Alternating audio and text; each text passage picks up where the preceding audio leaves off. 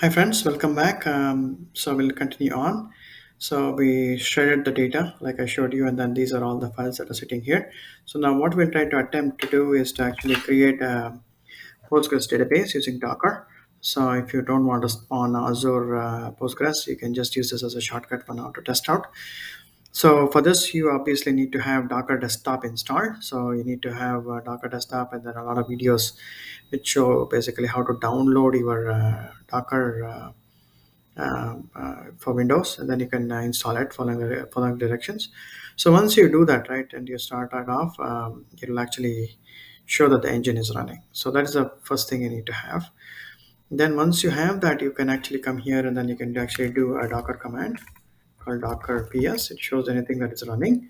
So right now nothing is running. So what we'll try to do now is to actually pull down Docker Postgres, a container instance of Postgres, and then launch it as a locally running instance of Postgres.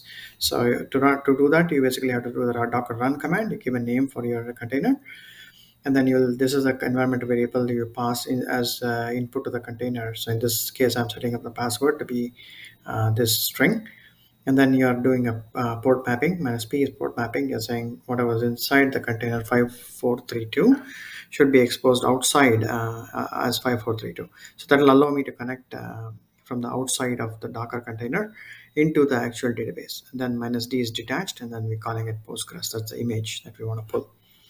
So if we take that and then if we fire this, it will give you like a big hash, which is nothing but the container ID. And now if you do a Docker PS, it will basically show you that the Postgres container is running. So you can actually also do Docker logs post Benki Postgres. It will basically show you that you can see here, right, it's running on IP address v4000. It's all that is current host and before 32, and that's how. And you can also see the database is ready to accept connection. So that's the first important thing to check out. So once this is running, then we can use the visual VS Code to be able to actually connect to that. So let's try to take a look at that and connect back to it. So if you go back here, then there's actually a Postgres shell that you can install using extensions. So then I already have created a connection. Otherwise, you can create a connection using this. So if you open this up, double click it, and then it will actually connect it. So since I had connected it before, it was, you can see that there's nothing in here other than, it's connected to the local instance that is running inside Postgres, inside Docker. And you will see that, uh, you're able to connect to that. So with no issues, right? Um, so we've successfully established a connection. Now we can actually flip back here to see, and actually that's a good point to show the repository itself, so you can easily navigate. So if you go to the GitHub repository that's in the link, you will see that this is a generic repository that have accumulated code for different things, right? For AZ104, for DP203, I have a lot of notes, and then for each of the projects that I have done, actually I have individual directories.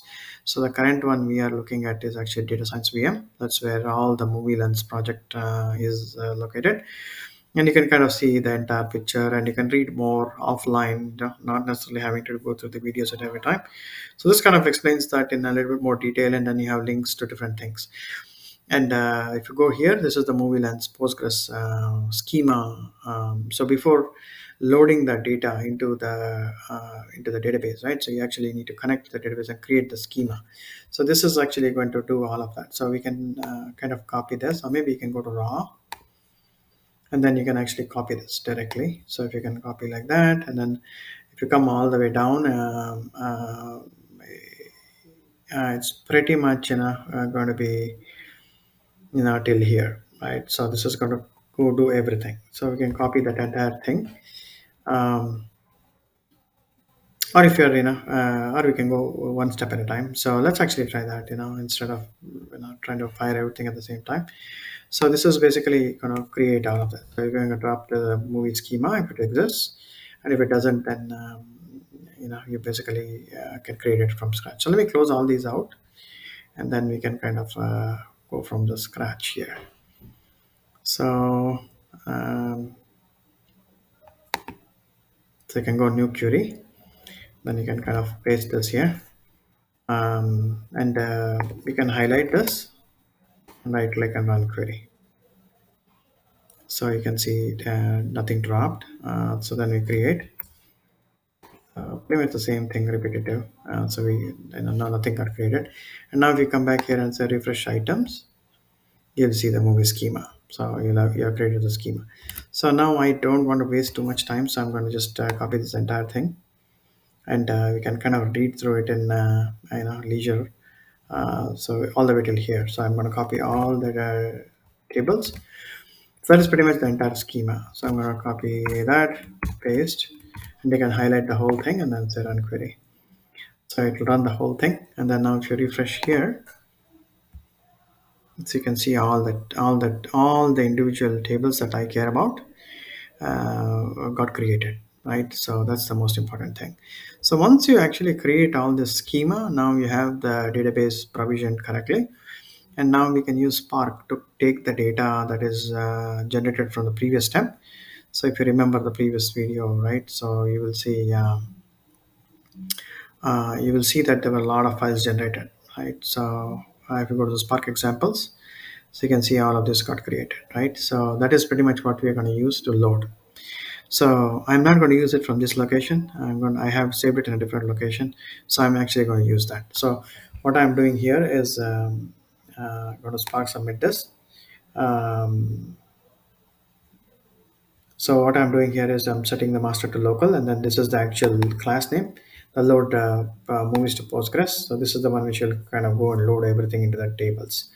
And if you notice here, I have kind of made some tweaks just to accommodate both PAS versus local. So if you see here, this is the Postgres JDBC URL. I have commented out the Postgres for the JDBC on the Azure, and also I've given the path to be here. This is where all the individual directories are, and then whenever you say movies, that is actually a directory containing all the snappy parquet files, and that's under the movie lens folder. So let's give it a shot and try to run this, and then hopefully we don't get errors. We'll try it out and see where we what we actually have, what will actually happen. So let's try this.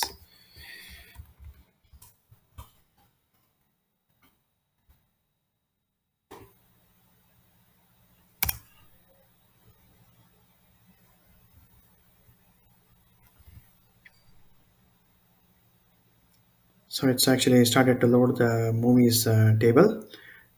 It looks like I got some error, so let's see. Okay, the authentication failed for root. Okay, some issue here. So let me debug this, and then we can continue back.